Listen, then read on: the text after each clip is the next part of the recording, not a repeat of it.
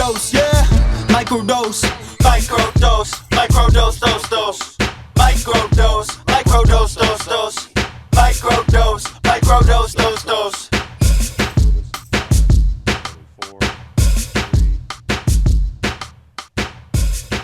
What's good, y'all? Kush Hayes here, coming to you with the newest edition of the Microdose. Guys, it is the biggest weekend in sports entertainment. The Titans are all going to collide together inside the squared circle, and I had to go all the way across the world, talk to the podcast daddy himself, tag Troy Anthony Grant from the Untitled Wrestling Podcast. What's good, man? How you doing? What's good, man? I'm well. I'm very well. How are you? Doing all right, dude. So as we were recording this, we aren't even 12 hours from the slap heard around the world, man. Like, I've had time to sleep it off, but my Facebook feed is just all slaps and this, and Jada's hair, that slaps, memes, opinions, controversies, hot takes. It's man, that's massive. It seems that's a WrestleMania moment. Oh, for sure. It really has. Back at the advent of the VHS recorder, my mom would record the Academy Awards every year. And, I'm 8 years old at this time. So I was like, what? It's just a room full of stuffy old guys. Like, what's it's like, but something might happen. This is live every year. And I'm like, it was maybe 3 years ago, 4 years ago. This isn't pro wrestling. No. Well, it became pro wrestling last night, so it seems to have de-escalated. Like, everyone's talking about, like, there was a punch, despite the actual caption just being that open palm. So now everyone's established it's a slap, but I'm gonna hear all the morning news and late night hosts talk about it for at least a week. So I'm glad we got that in while we did. What's the consensus 10 hours later in the UK? Like, were you even awake for it? I wasn't awake for it. A few people were on our Discord server, and I woke up this morning about 7 a.m. and saw a load of things on there, and people were like, oh, this just happened. I'm like, okay, firstly, what were you doing up that late to watch it? Wow. And then caught up on it. But yeah, as I say, like, my social media is kind of full of like varying takes. Like, was he right to do it? Was he wrong to do it? Like, he's a comedian, he says this and he shouldn't be saying that, and it was staged, it was set up. And I'm just like, I don't know what to think. Like, my initial thoughts were, someone says something about my wife or partner, whoever's kind of condition, and makes like a joke of it, like, best believe, like, I'd slap the taste out of their mouth. But at the same time, you're like, is violence the answer? Probably not. There's ways to deal with it. Was it the most professional way? Probably. Like, I don't know. Like, it's one of those heat of the moment things. We can easily sit here and go, well, it was wrong. But, someone in that position, that happens, that thing said, you see red, and your first thing is to react. But I don't know. It's wild.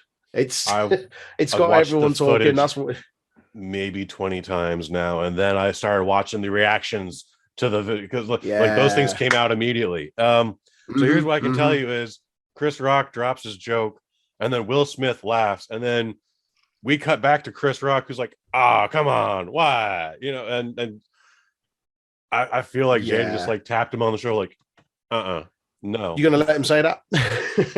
I saw someone with a meme that said execute order 66. I was like, oh no. It went full Sith.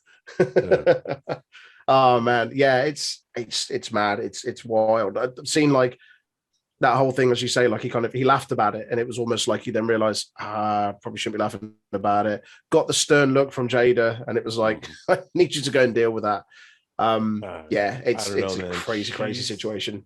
Her celebrity is up there though with Will Smith. Like, she's not Mrs. Benedict Cumberbatch, all right? Like, that chick's a civilian, okay? But like, Jada's not the same celebrity status, so it should be open game. But at the same time, like, people also, despite the fact that execute order 66 was a late delay, like, Will Smith is still a dude from Philadelphia. Like, we sing about it all the time in jokes. So like, you get hit for that shit. So it's very complicated. But also I heard some, I'm not trying to dismiss someone's disease or irritation or medical problem or whatever, but like, all right, Beyonce's hair falls out. We're going to be sad about that. Jessica Chastain, sure, but like there was a time when I had hair longer than Jada Pinkett Smith. All right, and that wasn't too long ago, bro. Like, yeah, as a man with hair down to like his waist. Yeah. Well, enough about the Oscars, man. That's a week behind us. We are here to talk about the Showcase of the Immortals, my guy. WrestleMania 38. It's WrestleMania is a week long, but the event now is apparently 2 days. Yeah, so they've done it 2 days the last couple of years now. And the thing is that it's been a cry for ages from fans, like, you need to make this a 2-day event, a 2-night event. It's way too long. You've got people sat there for 6, 7, 8 hours in the stadium, maybe even more, like sat watching this thing in attendance. And then at home, it's just like, certainly over here in the UK, pre-show kicks off at like 12. Main show doesn't start until, well, actually, no, pre-show for Mania, because it's 2 hours, starts at like 11 p.m. Main show starts at 1, and then the main show is 5 hours. So you're up until like 6 a.m. here nearly, and it's just like, make it 2 nights. But then they made it 2 nights, and it almost feels like that's their reasoning to dilute the card. I've got more time now, so there's more time for filler and gump. And like, no, like Wrestle Kingdom do a 2-night Wrestle Kingdom. Hell, this year they did 3 nights. They had Wrestle Kingdom nights 1 and 2, and the third night was a crossover with Noah, the other big promotion in Japan. And it didn't feel bloated. Everything felt like it had its place on the card. Whereas like this 2-night WrestleMania thing, which apparently is going to be their plan going forward, like WrestleMania will now always be 2 nights. I'm just like, I don't mind it being 2 nights. It breaks it up a bit. It's nice, but at least give me reasons to watch it. Like you've got, like, you could put on a solid 2-night card there. And I feel like there's an awful lot of filler, an awful lot of stuff we've seen before. And it's difficult because I enjoy wrestling. I enjoy pro wrestling. I enjoy some of what WWE do, but it does feel like for a little while now, it's started to really dilute and become kind of stagnated. And I'm just like, you aren't giving me many reasons to want to tune into Mania this year. And Mania is always that show. As a you don't miss it, even if you don't watch it. Like you purposely avoid WWE. You always know Mania's gonna be at least entertaining. You know, exactly. Like whether you're a diehard fan that watches every week, or you're a casual fan that hasn't watched for years, WrestleMania is like the show that you tune back in to watch. That or the Royal Rumble. So I've been out of the loop now, and it's still weird feelings. Like since the last time we talked, I was actually inducted into the Northern California Professional Wrestling Hall of Fame, and just a lot of feelings came back. And you know, you think about, I remember doing this and I remember doing that, and man, I wish I was into this more now, because it's everywhere. It's hard to escape. Back 10 years ago, 12 years ago, you know, it was WWE, that now TNA, Ring of Honor, and then maybe you had access to some Japanese stuff, but that was it. And you're just stuck with this. And if someone leaves WWE, well, the joke was, well, they'll be on TNA on Thursday. And yeah. Times have changed. Yeah. I would start getting less interested in WWE after going to a WrestleMania event. The event wasn't bad. Like I had a good time. The main event though was Brock Lesnar and Roman Reigns won. Little did we know. No, I knew going into that was going to be a piece of shit, and I was mad about it. But still, just like, well, Mania, you know, we're going live. It's Mania, yeah, it's fine. Like, you know, and I still had a great time. But now that's the thing. It's meant to be a variety show, isn't it? Like, certainly WrestleMania. It's the Showcase of the Immortals, the show of shows, the biggest show of the year. Like professional wrestling Super Bowl, or sorry, we can't call it professional wrestling. It's WWE. It's sports entertainment's biggest show, and it's a variety show. Like wrestling should be a variety show. And whilst I said, like, you know, I'm being given very little reason to kind of like really want to tune in and look forward to it, there's always going to be something on there that draws you in, something that piques your attention, and you'll always be able to take away something you've enjoyed from it.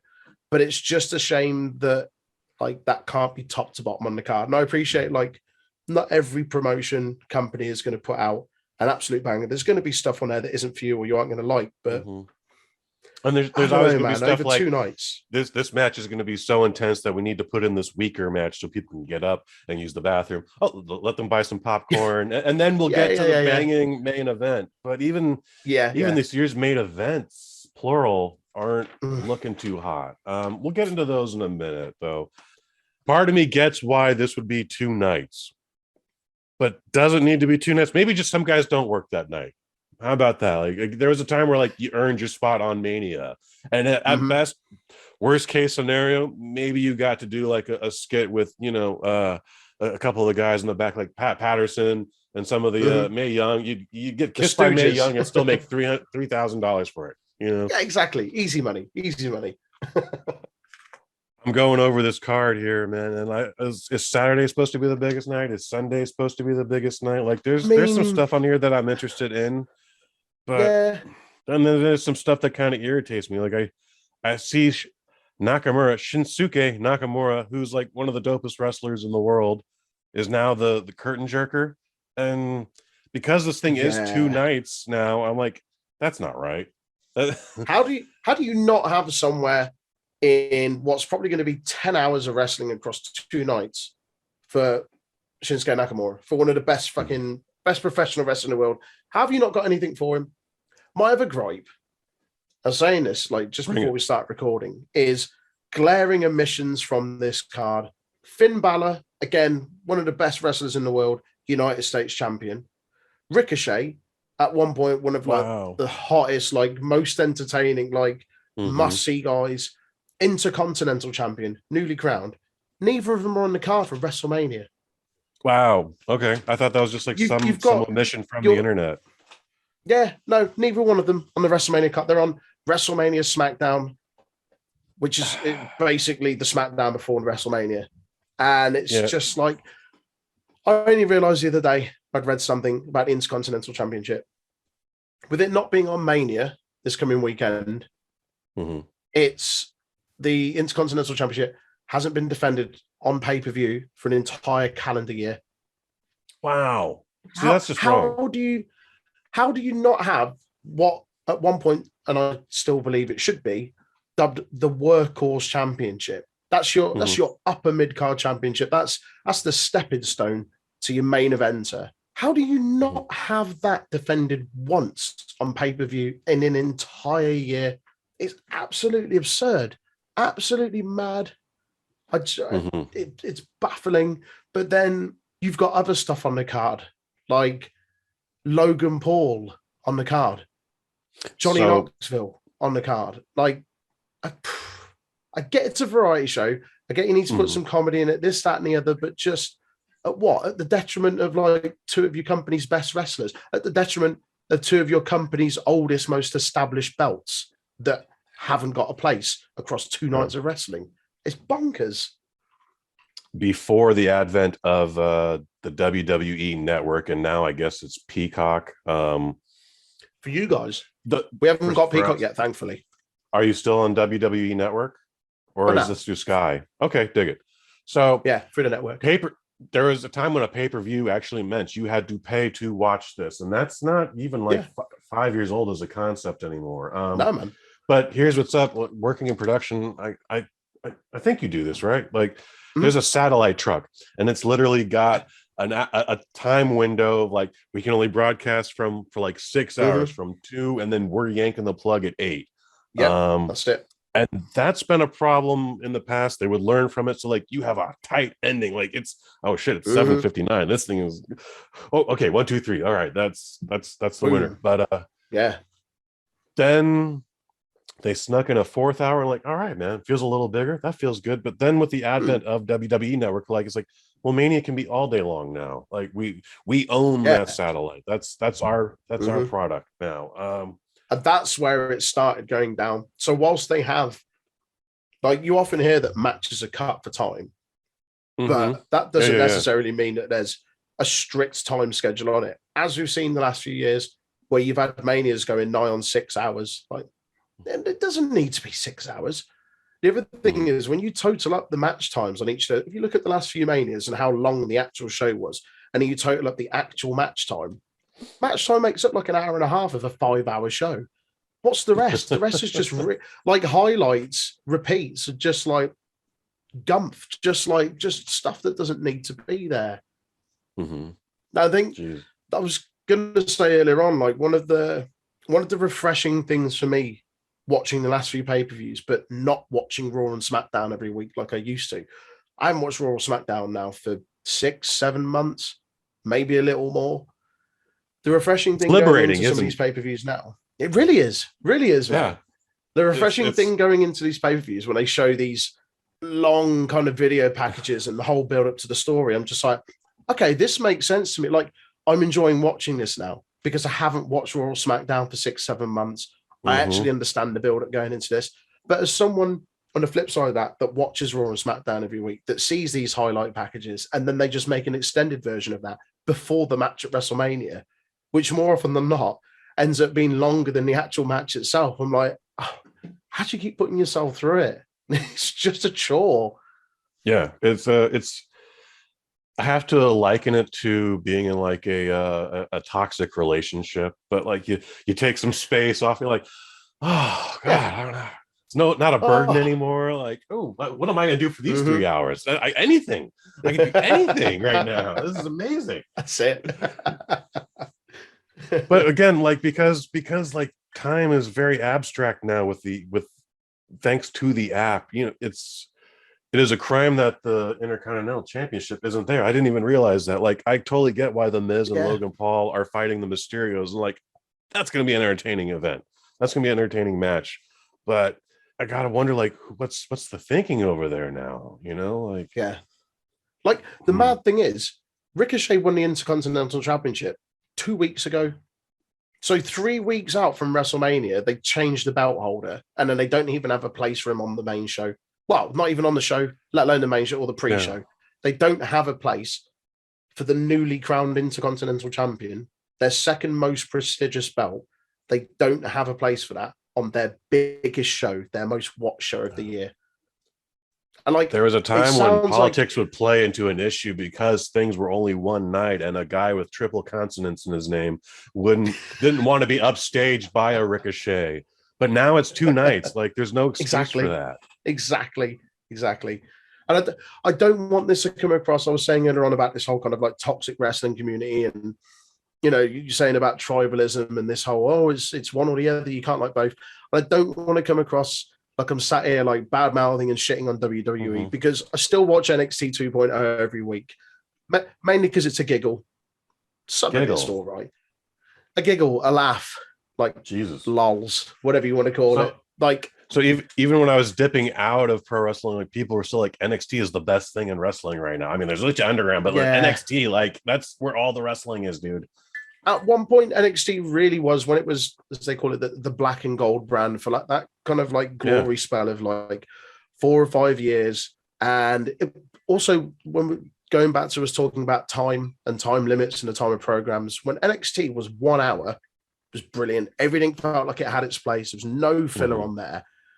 And then they moved it to 2 hours. And then they started to compete with AEW, it was, no, we're never competing them. It was like, you admit it or not, you definitely were. But then it felt like there was more space to kind of put a bit of filler in here and there. Whilst it was still entertaining to watch, it was that little bit more time than they probably needed. And it started to dilute it a little bit.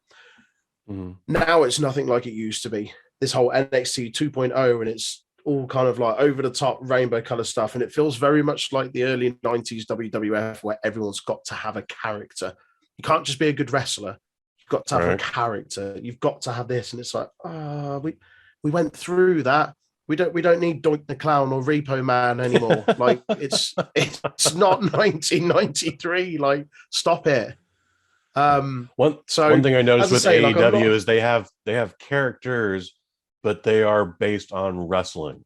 Whereas I look at WWE's roster right now, and everybody looks like a video game, which isn't necessarily a bad thing either. But no one looks like a wrestler. No. And yeah, I agree. And as I say, like, I'm sitting here and badmouth WWE because there are still things I enjoy. There are still, programmings that they put out and watch. And I do enjoy it. And I will watch WrestleMania. And as I said earlier, there will be stuff that I'll take from it and I'll enjoy it. And there are matches on there that I'm genuinely looking forward to. But on the whole, it just feels like it's a bit stagnated. It feels like it's going through the motions. It's very copy and paste. I just want something new. I want a sparky. I want a reason to really tune back in, and I'm not getting that at the moment. Shit, that's very disappointing. We've definitely been critical of a show we haven't even seen yet. So, but let's talk into the stuff that we are looking forward to. The things that stick out, like this will probably be a lot of fun. At the bottom of the card, I'm looking at Rey and Dominic Mysterio versus The Miz and Logan Paul. We talked about them maybe 5 minutes ago, but like, are you old enough to remember when Dominic was the subject of a ladder match? Like his custody was in jeopardy. Custody of Dominic on a ladder. So how old are you when that happens?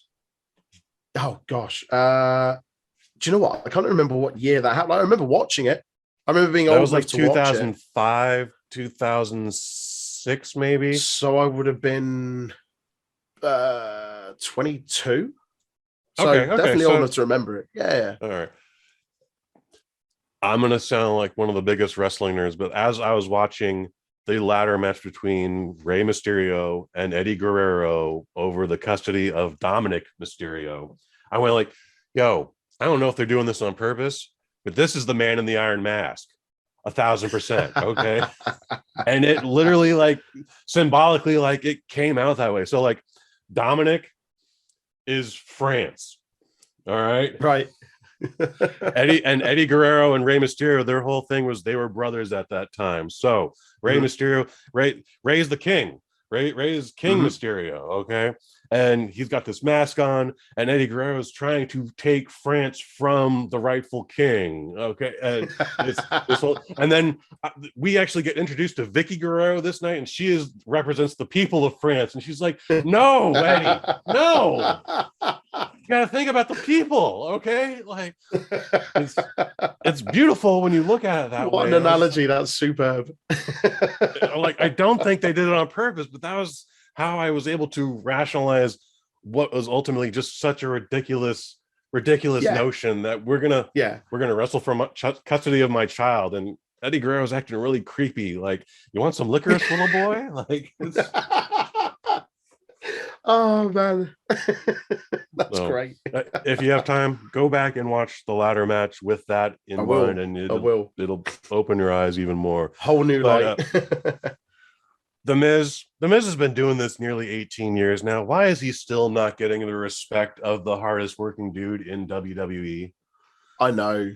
It's mad. Like, when we were talking about the Intercontinental Championship earlier on, I looked back some of his reigns with the Intercontinental Championship and genuinely making it the belt that it always was and it should be in the numerous reigns that he had with it. You know, the ones that stick out where he had the promo against Daniel Bryan, and you know, that time when he was holding it then, and he was just, you know, right at the top, and he's great. And it baffles me why he's still in this sort of stuff. Like the match last year at Mania, what was he in? It was him and John Morrison against Damian Priest and Bad Bunny. Another like celebrity kind of tag match. But whilst that was superb, that was really, really good. I missed WrestleMania last year with all the criticisms. I missed the last 2 years. Yeah, it was all right. It was good. There was some standouts. As I say, that match in particular, like mainly for Bad Bunny's performance, and then hearing afterwards the dedication and time he put in to making sure he was as good as he could have been for that match, moving to Florida for like 6 months prior and training at the Performance Center every day to make sure that, you know, he could compete when he went in.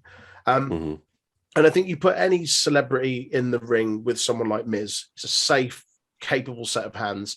And the same with Rey Mysterio as well. You could put anyone in the ring with Miz. Like, Miz doesn't have bad matches. I mean, he has matches where they're booked badly, but Miz as an in-ring competitor is a solid worker. And it makes sense why this Logan Paul matchup, you know, it features him in the match. He'll guide it through, I'm sure. I don't have an awful lot of time for Logan Paul, various reasons, but I'm sure as far as celebrity matches go at Mania, gimmick matches, it will be entertaining, I'm sure. And I'm fairly certain the Mysterios are going to go over here. Oh yeah, 100%, 1,000%. Two things.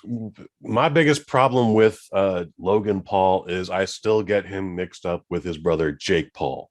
One of those guys got to sit on the sidelines. Or they're not even that much older than each other, or are they twins? But it doesn't matter. Like I had to look up. Yeah. And go, oh, Logan was the dude who fought Mayweather. Mayweather, also a WrestleMania veteran. His match with the Big Show was the funnest match that whole night.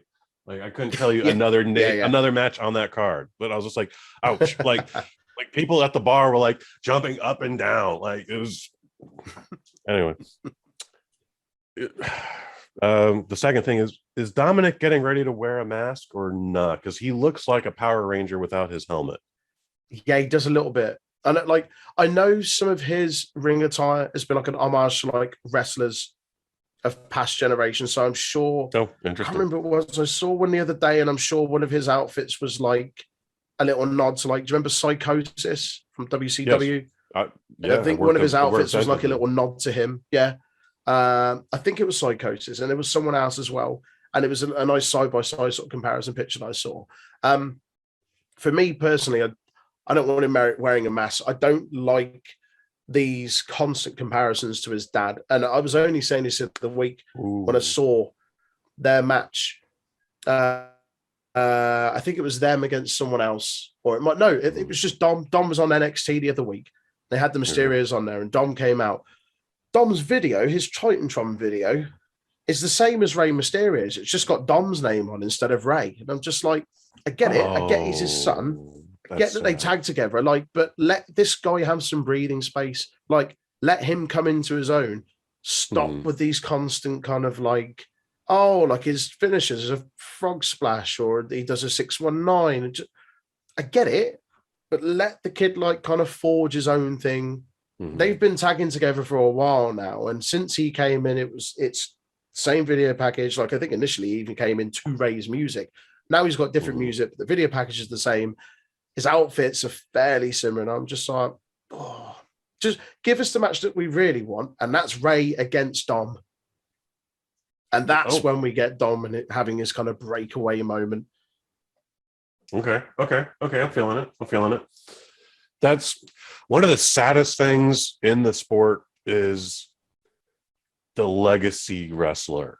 And he can be a really good wrestler, but it's almost impossible for him to escape the comparison of his father. Like one of the worst examples of this is Dustin Rhodes versus Dusty Rhodes. As good as Dustin Rhodes was before he became Gold Dust, always compared to his father. And that fucked with his head to the point where he became an out of control drug addict that's spitting tobacco into the back of a private plane. It's and it's weird that Cody Rhodes was able to escape that, and fortunate. But I'm now that we've had this talk, I'm worried that Dominic is going to face that too. It's hard to escape. There's just you're going to compare Ghostbusters 2016 to Ghostbusters 1984. You have to. It's the same name. All right. Yeah. I think for me, and I know we've detracted away from kind of the match itself, but while we're on the subject, they've had Ray and Dom tagged for a while now, and it's been fun, and they've had some really good moments. But if you really want to start making Dom the breakout star, just put them on a separate brand. That's not to say him and Ray can't interact all the time, but just put them on separate brands and have him go off and do his own thing. Or even, you had a match, as I said earlier, on NXT last week. Have Dom in NXT for a bit. Have him really make a name for himself there, and then come up to Raw or SmackDown, and then maybe put them back together, or have them on separate shows. But just he's never going to break out of that if he's always attached at the hip, and the booking is always him and Ray, or he's having a single match, Ray's always out with him. I get it, but now's the time to just start. Yeah, exactly. But yeah, as I say, the tag match itself at Mania. Whilst I don't have all the time in the world for Logan Paul, this will be amusing, I guess. There'll be some silly spots in there. Logan Paul will get some sort of comeuppance, I'm sure, in the form of a 619 or a frog splash, and possibly something else. We'll see. the next match has all the potential in the world for stealing the entire weekend, and can actually, let's not go to the negative, dude. Again, this match stands out the most. Edge versus AJ Styles. What can you tell me about this going into it? I tried to watch a couple of highlights, but I was just like, it doesn't even matter. This is going to be the show stealer. This is going to be the show stealer. This is a dream match. I know the term dream match is used an awful lot, more so in WWE, but generally, this is a dream match. Whatever promotion you are a fan of or a watcher of, Edge versus AJ Styles at any pay-per-view, let alone WrestleMania, is a dream match. I'm really, really, really excited for this. And it's nice that we've seen in the build-up to this, that kind of darker side of Edge and a slightly more kind of heel version of Edge. Both men, I was saying about Miz earlier, capable set of hands, can have a great match of anyone. Both of these men can have a great match of anyone. They're going to have a superb match together. I'm so excited for this. I really, really am. I love AJ Styles. I really want to see him personally have another world title run because I thought his first one was outstanding. I wouldn't be against Edge having one. But yeah, this is brilliant. This is absolutely going to be a show stealer. How long has Edge been back? Because I mean, he retired because he had a bad back. He came back at the Royal Rumble in 2020, and I know that because I was there in Houston, Texas, in the stadium watching it. It was the Houston Astros, the baseball team. It was in their stadium, Minute Maid Park, and that's when he came back, surprise entrant in the Rumble. And I've never screamed so loud in my life. It was incredible. And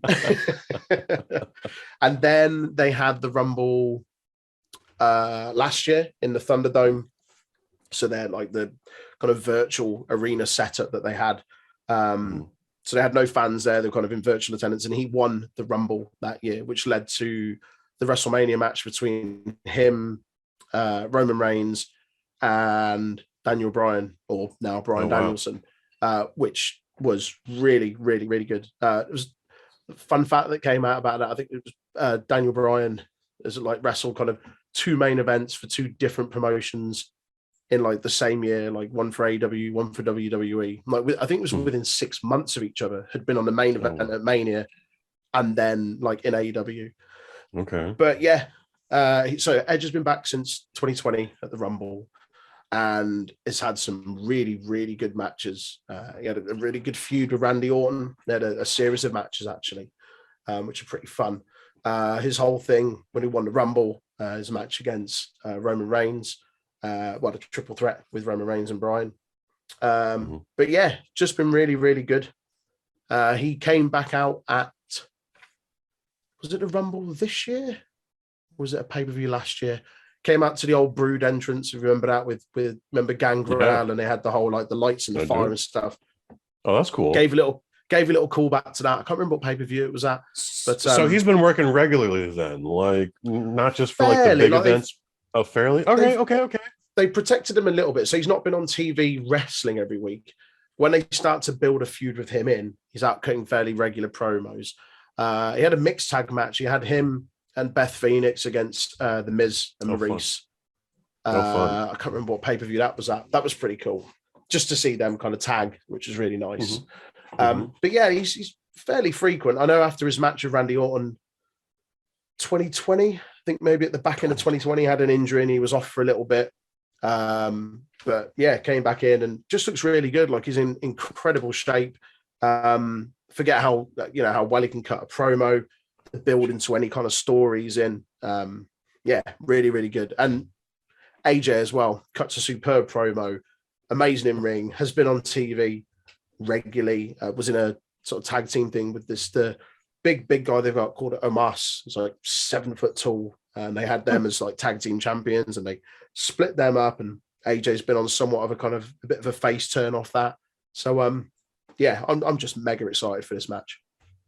Another thing that I see on this card here that sticks out, and I saw one tweet about this. Let me go, that's not fucking happening, but maybe I'm gonna defer to you here. Stone Cold Steve Austin to confront Kevin Owens on the KO show. So are we trying to be led to believe that Steve Austin is going to wrestle again, or are they just going to talk back and forth for 5 minutes and then kick to the gut, stunner, play the music? Because I think that's what's going to happen without having seen any build up to this.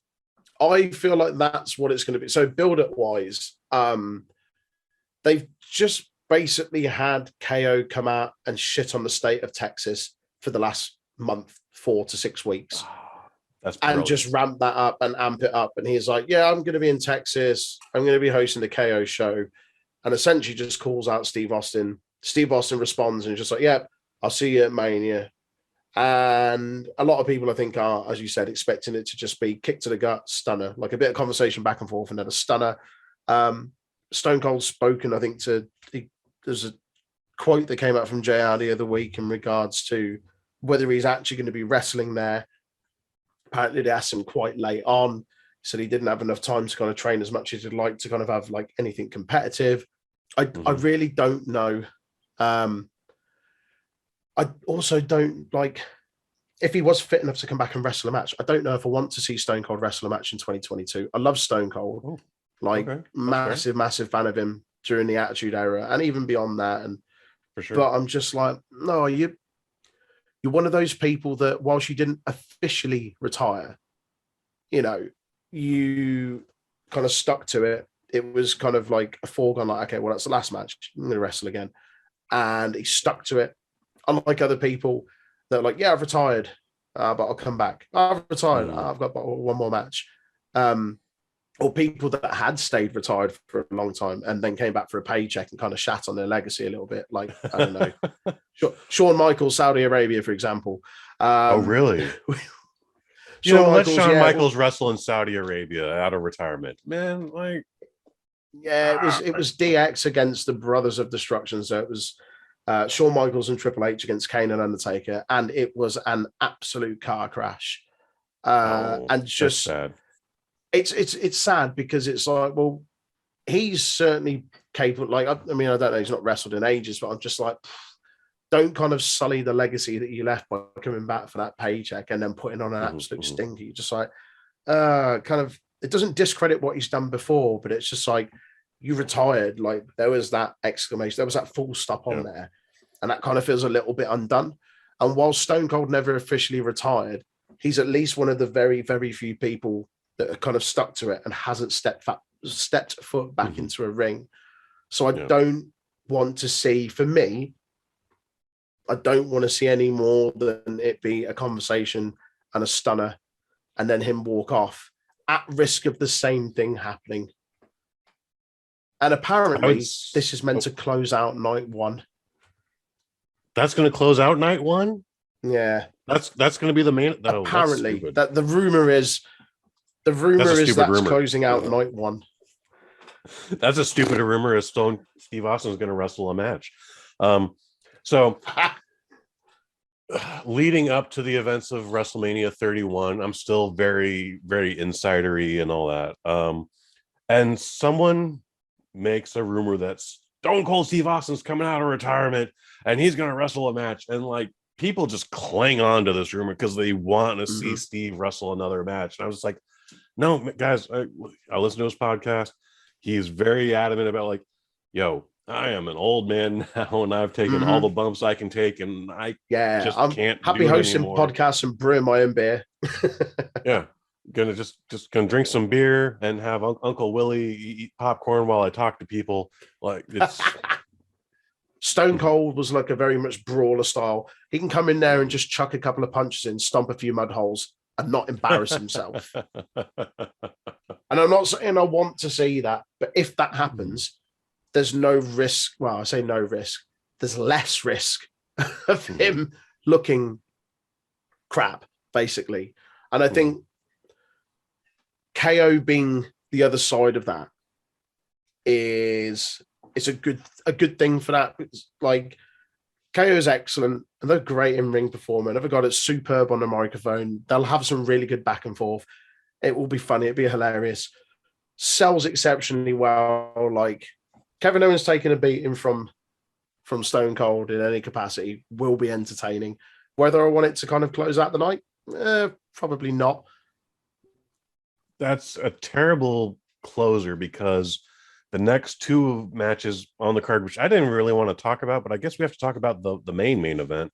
The next two matches are women's matches. And so there's the Raw Championship, which is Becky Lynch versus Bianca Belair. Look-wise, Bianca Belair is fresh, but I don't know anything Bianca about Belair's her wrestling. So good. She's Okay. superb. Yeah. Comes from quite like a high level, like collegiate background. I think she was like a sprinter, hurdler, maybe basketball or something, like incredible athlete. Okay. Yeah, really good. There's a great documentary about her on the WWE Network or Peacock for you guys.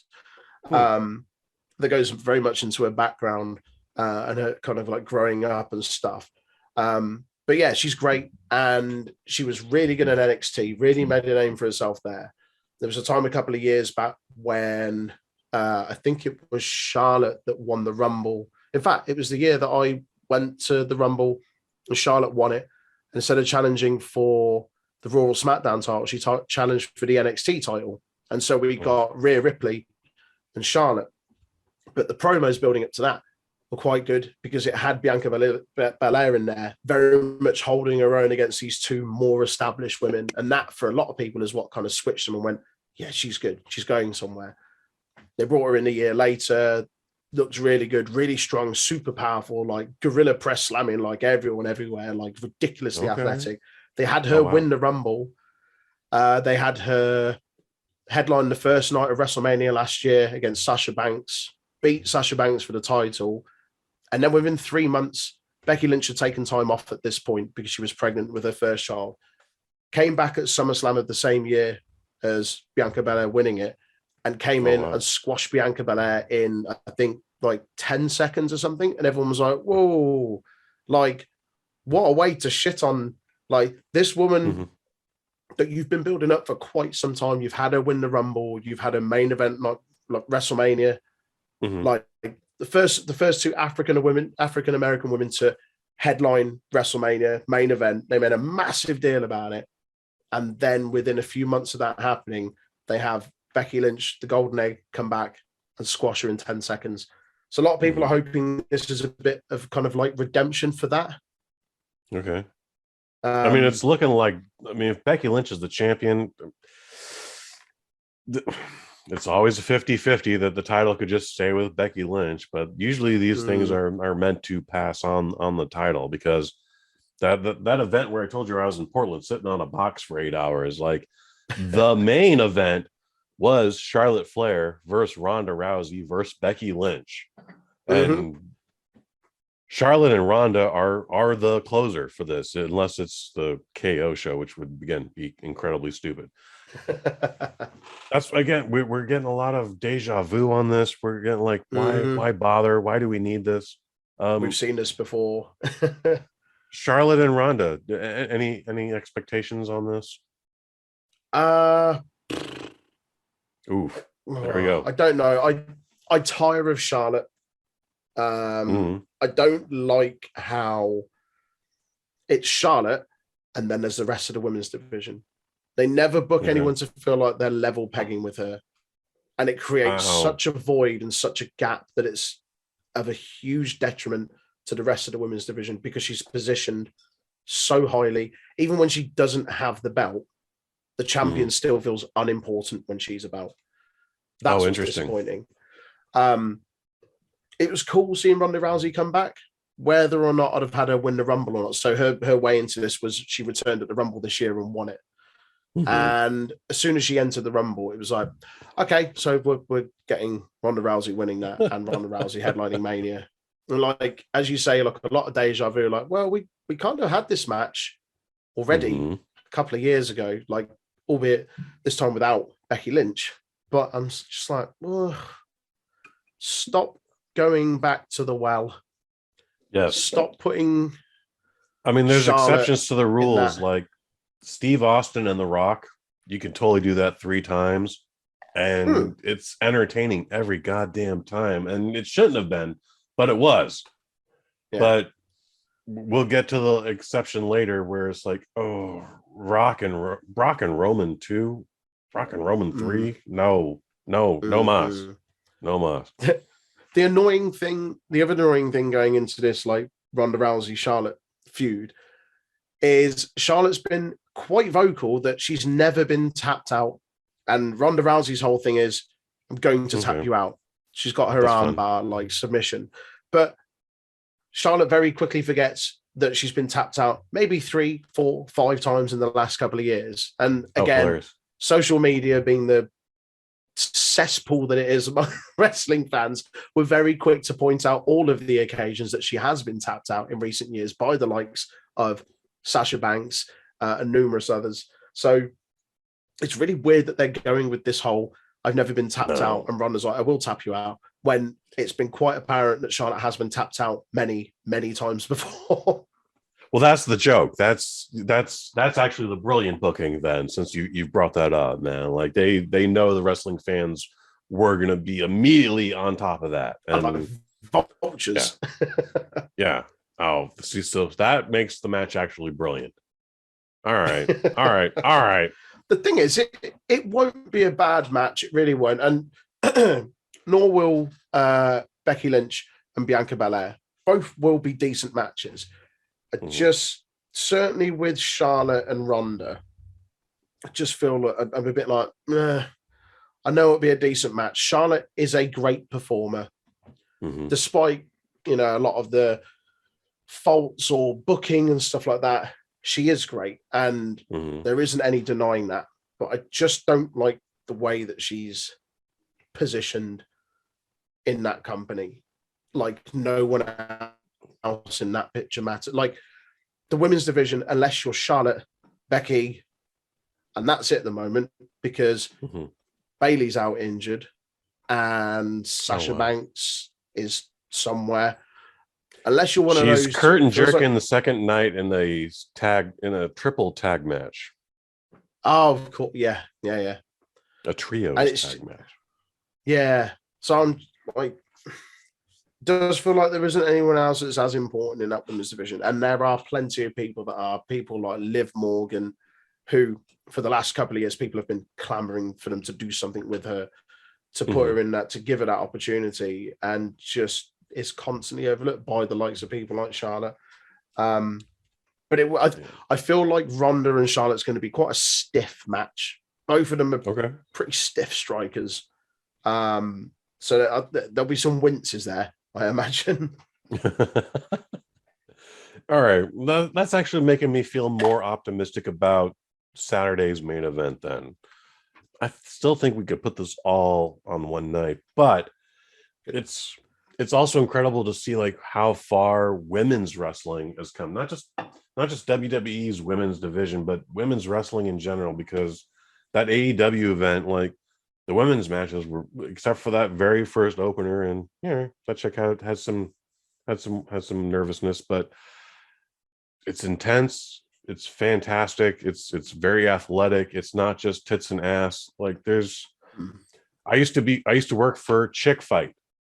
All right. Like this is important to me. And at one point in time, WWE's strongest women's division was like Trish Stratus, Jazz, Lita, Victoria, Mickie James snuck in there. And then there's Tori Wilson, just because she was pretty. Otherwise, and Stacy Keibler. We'll give it up to Stacy Keibler too. But like the 7 women, like we're trying to like hold the division together, and now there's just 20 of them in WWE, and that's exciting to me. It is exciting, but just use all 20. Have all 20 feel like they mean something, because they don't at the moment. As I said, unless your name's Becky or Charlotte, it feels very much like no one else is important, and it's frustrating because, as you say, like women's wrestling and the division as a whole has come on so much. They had the all women's pay-per-view a couple of years ago, the Evolution pay-per-view. I don't know about that. Yeah, they did an all women's one. They don't talk about it much because it was like one of the lowest selling pay-per-views they've ever had, but it was still like just recognizing that, how much it's come on. But it baffles me when you've got AEW and their women's division where they've been very open and saying, we know we need to work on our women's division. And they haven't necessarily got a pot of talent like WWE. Like, they've got some great women's wrestlers there, don't get me wrong. Yes. But in terms of really established, like WWE, they don't have that quite yet, but they're doing a very good job of building them up and establishing a lot of homegrown talent. It just doesn't get the spotlight as much. Saying that, we just had Thunder Rosa and Britt Baker in a steel cage match last week, which was an absolute banger. Wow. Thoroughly enjoyable. Yeah. That really, sounds really amazing. good, from their St. Patrick's Day show last week. And it was exactly a year after those same two had like a lights out unsanctioned match, which again, people were losing their minds over because it was two women just knocking bells out of each other with chairs and sticks and stuff. And it was quite violent. There was a fair bit of blood, but again, it was just kind of showing, well, this is how much it's come on. 15, 20 years ago, it'd have been a bra and panties match or a fucking cheeseburger in a fucking paddling pool match, whatever it was that they used to do. Just nonsense like that. So to see how much that's kind of come on is really good. But going back to my original point is WWE have a good 20, 25 kind of women on their roster, but it's just making them all feel important, building them all up, which is a job that AEW do really well. And WWE not so much, despite having a really good talent pool of women. So yeah, hopefully we start to see a bit of a reshuffle after Mania. That's usually the kind of reset point for stuff. And we maybe see some emergence of other people, but I don't know. You've got people like Asuka who they're just not using. She's not been on TV in months and months and months and months. The Japanese chick? Yeah. Oh, wow. The one that was she was NXT champion. She was unbeaten in something daft like 2 years. She had like a Goldberg level streak. Wow. No one beat her. She relinquished the title to go to main roster because she was unbeaten. And she came to main roster and she was beaten by Charlotte within about a month or so, which goes back to my original point. Unless you're Charlotte, no one else there matters. So Charlotte is also in that pool where she doesn't have the pressure that David Flair had. Are you familiar with that? Yeah. All right. Yeah, that's fascinating. Fascinating stuff. All right, so the rest of the women actually get to open the next night, Sunday. And it's Queen Zelina and Carmella versus Sasha Banks and Naomi versus Rhea Ripley and Liv Morgan versus Natalya and Shayna Baszler. I only recognize half of those names. I know Sasha. I know Natalya. All right. I know less than... I know two chicks that aren't even on the same team. So you've got... let me just go to it. So I've got it in front of me here. So Queen Zelina Vega, she won the first Queen of the Ring tournament they did. Queen of the Ring. Wow. They did the first Queen of the Ring, which I thought would have been really cool. But the qualifying matches in total before the final lasted no more than 15 minutes. The combined qualifying matches were 15 minutes in total. They were giving the qualifying matches like 2 minutes a match. Like, come on. This is the first time we've done a Queen of the Ring tournament. And the final was only about 10 minutes. So, wow. But that's Zelina Vega won that. Carmella, she used to be the kind of valet for, do you remember Enzo and Cass? And Cass from NXT. Yeah, she was their valet. They kept her in NXT when those two got brought up. She was the first women's Money in the Bank champion. Money in the Bank winner, first women's Money in the Bank winner. Sasha Banks, as you know. They do Naomi, Money in the Bank for women now? Amazing. Yeah. Okay. Yeah, last couple of years they've done it. Naomi, who is, I always forget, she Jimmy or Jay's wife, one of the Usos' wives. She's great. Yeah. Really, really good. I know Naomi. She was part of, do you remember Brodus Clay? And he had the two women at dance room called the Funkadactyls. She was one of the two Funkadactyls. Yeah. Okay. Rhea Ripley, Australian wrestler, super powerful, like one of the bigger kind of like stronger women in the division. Former NXT champion, I think she was Raw Women's Champion. Liv Morgan is the girl I was on about that a lot of people have just been like, just give it a belt or give her a Rumble win, like give her something. She's brilliant. She was part of a faction called the Riot Squad that had Ruby Riot and Sarah Logan in a few years ago. They were like a women's kind of like trio stable. They were really good. That's exciting. Natalia, as you know already, and Shayna Baszler is a former UFC fighter. She was part of the same stable, the 4 horsewomen of UFC, with Ronda Rousey, Marina Shafir, and Jessamine Duke. That shit was lame before Ronda Rousey was even a wrestler. Shayna Baszler, however, is an absolute killer. She's just no nonsense. Like, really, really, really, really good. They had her come into the Elimination Chamber a couple of years ago when they first brought her up from NXT, and she won the Elimination Chamber. She eliminated everyone in the chamber, and then they just didn't pull the trigger on her. Really? Jesus Christ, guys! What the? No, she's great. If you go back and watch any of her NXT run, where she just held the title hostage for a couple of years and just no one could beat her, and she just, as a character, just bullied people, like that whole kind of just like stamping on people's hands and like ripping their arms out their sockets, like just an absolute killer, like such a good character. But yeah, they've just got her now messing about in tag teams, which is just balmy to me when she should really be a top of the division. It's frustrating to hear that someone is so gifted and so talented, and then the writers have to give her some bullshit, and the writers are just, those guys are just slaves to Vince. They have to do what he says. Like they come up with like 15 scripts a day.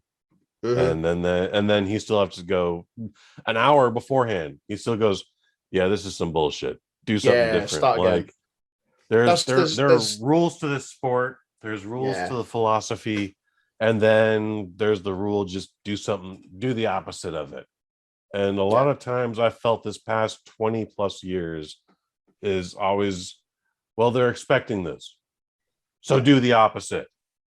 And there's a phrase that gets brought up often, is that the writers are catering to an audience of one. Yes. Oh, okay. Yeah, I like that. That make 1,000%. Very much feels like that often. 1,000%. Because at the end of the day, regardless of what's on that piece of paper, Vince will just go, no. Like nope, 5 minutes beforehand. No. Start again. Yeah. I like this 10 minutes ago, but 5 minutes later, no, we're not doing that. I've had a cup of coffee now and I've had time to think about it, change it. Yeah. And that's one of the most frustrating things in this game, honestly. We're going to skip past a match or two here. Johnny Knoxville, Sami Zayn. It's a celebrity match, but damn, that should be funny, right? That should be fun. It will be fun. It will be. Sami Zayn, when he's doing his he had his whole kind of conspiracy character gimmick for a good while and was doing some really funny comedy shtick with that. And yeah, this will be fun. Johnny Knoxville's pretty much on there because there's a new Jackass movie coming out and it's part of the promotion for it. But he's going to take some silly bumps. Sami Zayn will make him look great. It's in terms of like celebrity matches where more often than not, I don't have too much interest. This will be nonsense and it'll be funny. And I'm sure there'll be a takeaway moment from that everyone will be talking about after the show's finished. So yeah, it'll be cool. It's a little palate cleanser. You definitely have time to go to the bathroom and then come back and be like, oh, this match is still on. All right. Oh, look What's at Johnny Knoxville throwing himself off this time. Yeah. Have you not seen Jackass 4? Has that not come out over there yet? Don't think it's out over here yet. Dig it. Okay. So I might go and watch it. I might wait for it to come out in rental. I don't know. I think if you're looking for something to do with a group of people, be it with friends or by yourself and surrounded by people, like go see Jackass 4 if you can in the theater. So like, yeah, I'm of that age where I hated the TV show. It's just dudes kicking each other in the nuts and a lot of weird, gross shit that I'm not into. Yeah. But those movies have been consistently entertaining, each one. All right. Without a doubt. Yeah. Jackass 4, I saw 2 months ago in the theater. It is the hardest I have ever laughed, maybe since seeing The Naked Gun in 1988. Wow. Okay. Wall to wall laughs. Again, it's a new generation. Some guys are just like, I am not doing that. No, you get this new kid to do it. All right, but just it's the funniest movie I've seen. It doesn't even have to be a movie, but it was. Go see Jackass 4, dude. You will love that. Yeah. Okay. Will do. Let's get into the main event, which is Brock Lesnar Roman Reigns 3. Why does Brock Lesnar look like a terrible creative wrestler? Truck stop Brock. It's the best Brock. He's been coming out in cowboy hats. He's got a big Viking beard, the long hair. He's been coming out in like cowboy boots, spurs, lumberjack shirts. He's been doing some of the best work. Face Brock is the best Brock. Does he have face? Oh, it's no. a full-on baby face. Terrible. It's hilarious. He's been cutting his own promos. No. It has been really entertaining. More entertaining than it had any right to be. It genuinely has. Like just some of the stuff he comes out with, and he's just constantly laughing and smiling. And it has been good. It's been amusing. However, I know there's been a lot of gripes around this. Yes, I have gripes. Roman Reigns has had the Universal Championship for a good while now, and has had a pretty decent reign with it. No pun intended. Brock Lesnar, as always, they booked super strong. They had him win the Rumble this year, and then they had him also in the Elimination Chamber, despite already having his opportunity to be at Mania for a title. Went into Elimination Chamber and beat Bobby Lashley for the title, which is what's led to this unification match. So Unification match. Bookings, but it's Universal title and WWE unification match. Winner takes all.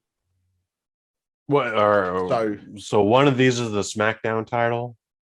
Yeah, Universal Championship is the Christ. SmackDown title. Yeah. And WWE is the Raw title? Because when they had it on red, when they had it on Raw, the belt was red. Yeah. So the WWE Championship is essentially the Raw title. Oh, Jesus Christ. This is crazier than I thought it would be.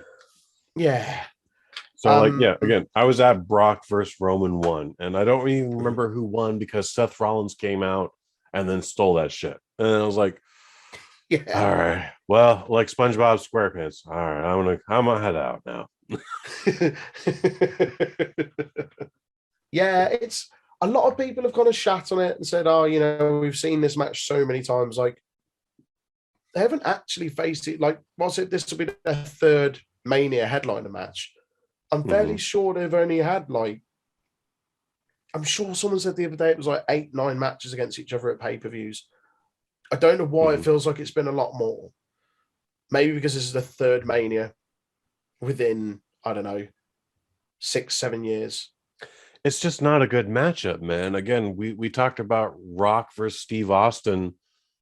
They had 3 WrestleMania matches, but they also had like infinite number of regular pay-per-view matches and just Raw matches and SmackDown matches. And that was a thing, but those 3 Mania matches were everything. And the thing of those, there was build to them. There was a decent build. It wasn't lazy booking where it's like, we brought Brock back. We've had him win the Rumble. But we're also going to put the title on him the month after he's won the Rumble just to get it into a unification match and a winner take it. And just, it just feels like it's been a bit lazy booking. I don't know whether to be excited for the match itself or not. That I'm intrigued as to who's going to win it. I feel like it's going to be Roman. We've obviously got Paul Heyman now as Roman Reigns' manager, not Brock Lesnar, which has been an interesting dynamic because you've had him kind of like I like that flip back and forth a little bit, and that's been an interesting dynamic, which has led to Brock doing a lot of his own promos in the last few months and being very entertaining. No bueno. No es bueno. Brock's not a talker. Brock has never been a talker. Should never be a talker. Just a silent killer. Again, same with Bobby Lashley. Like the worst thing that ever happened in WWE as far as Bobby Lashley's career was they let him speak. Anyway, I don't like my opponent, and he's gonna go down and I'm gonna take him out. And like, oh no. Oh God, don't do it. It's not even Michael. It's not even Mike Tyson's lisp. He's just like, like, oh no.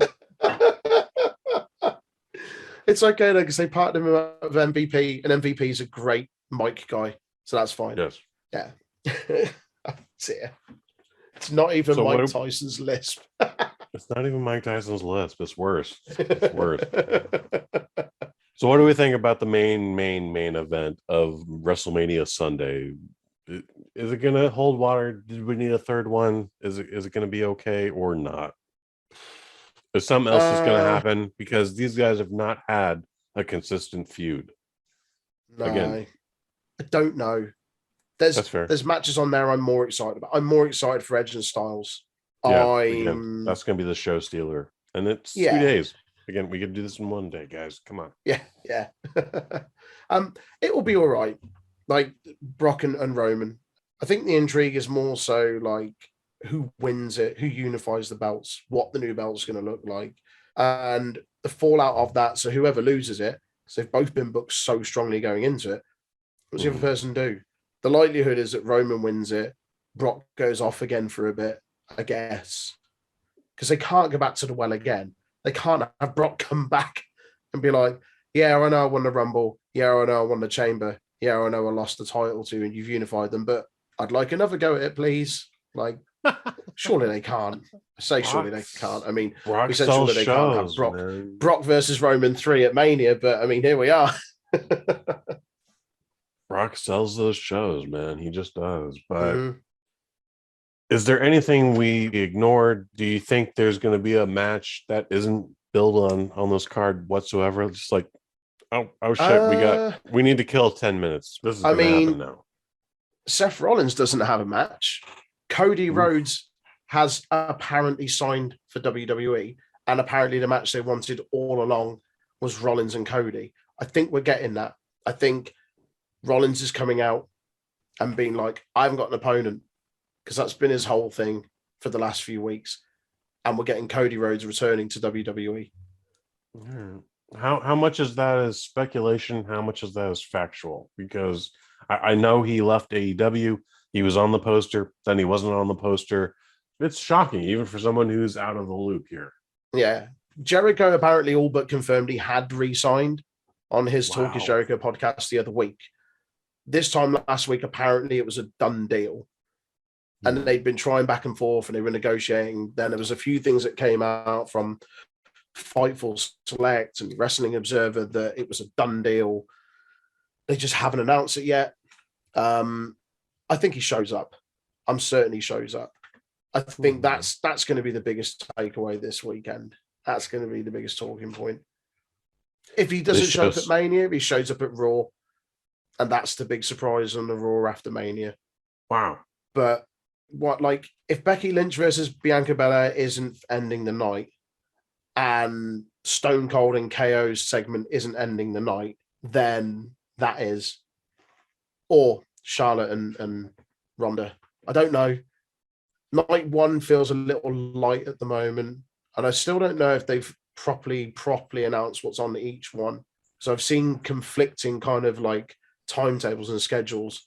But there was times when they would announce everything would be properly booked 3 months out. And even when I bowed out, it was just like, hey, things in 3 days. This match is going to happen.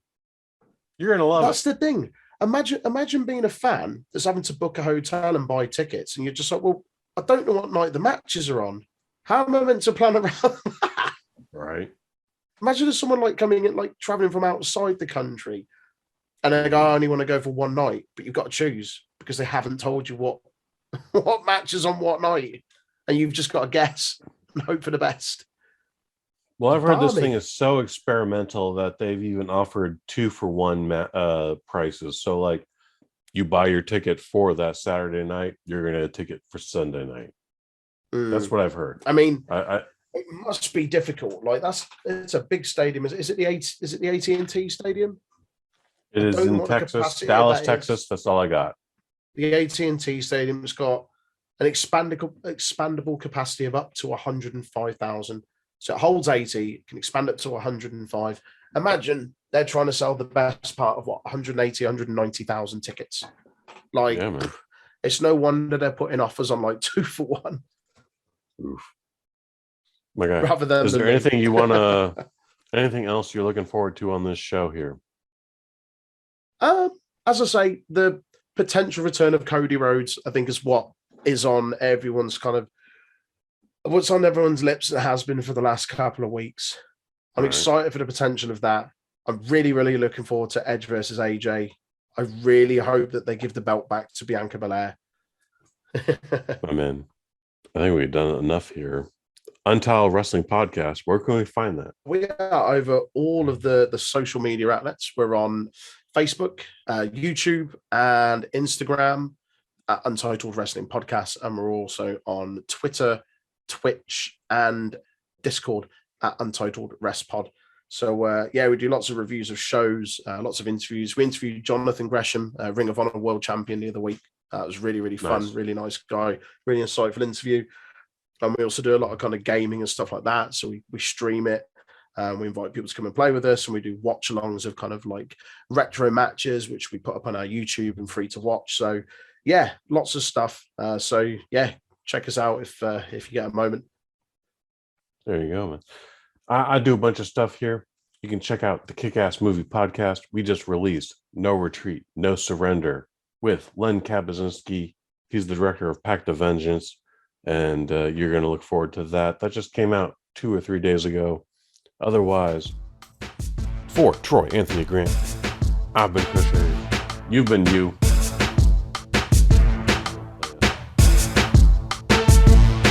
Microdose, microdose, microdose, microdose, microdose, microdose, microdose, yeah, microdose.